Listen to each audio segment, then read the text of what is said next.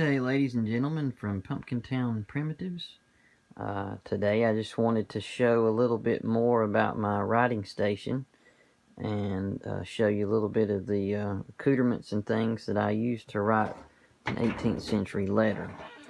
So starting out with, I'm just sitting on top of a typical mahogany veneer desk, an old one, not very old. And I have my Henry Mouland map of 1775 up here on the wall as a reference tool because I'm in the upstate of South Carolina. My friend Janet Pyatt sells those at the Backcountry Peddler. I'll leave a link in the description below. So I have on top of the desk my triple folding teak box that I use to do most of my writing with. As we get closer here, you can see this is the surface that's easy to write upon. And I have an old letter here from a friend of mine who's deceased now. But this is where the writing takes place. And it flips up, and you can store secretly all of my matches and my ink pad underneath there tastefully. And so anyways, we go up the board here. I have my custom hand engraved seal from my friend Mark Thomas here, and I have a stick of pewter that I use to write on the outside of the envelopes in a different hand, which is a nice little cute feature I like to do. And let's see, as we go on up here, we have rubber stamps. These are numbers that I use. And these wax, this is my sealing wax that I have that I keep up here, and we sell those for $2 a stick. I'll leave the link in the description below for that.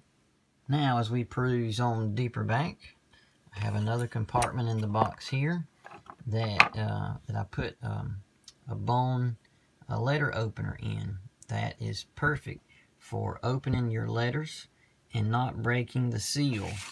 So I have broke this one, but you can slide it in there, and in most cases you can open the letter without breaking the seal, which is always a good feature. We don't have these for sale yet, but by the time we post this video they should be available. Also, we sell these for $10. These are our little hawk bill pruning knife that are perfect for working on your candle with. Those are in the description below. And then now to the rear of the box, I have my Caslon majuscules and minuscules. These are just rubber stamps that I had bought from years ago. I don't think they're made now, but I use those to stamp the outside of the letter to make it look more authentic. And I have cotton in here. It's just unginned cotton. It has the seed still in it to keep it all in place. So these are the minuscules and the majuscules.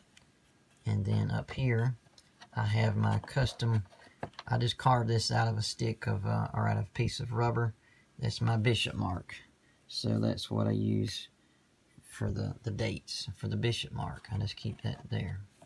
And as we go on to the very back, I have up here the document divider that I use to keep my letters in. So the letters, I just received this one today from my friend Linda Gasparini in Florida. Thank you, Miss Linda. And this flips down and it all folds up, which is most convenient. And we have lastly the soapstone ink stand, and these are for sale, and the quills that are custom cut professionally are also for sale in the description below. So if you have any questions or comments, please like and subscribe and leave any comments below. Thank you for watching.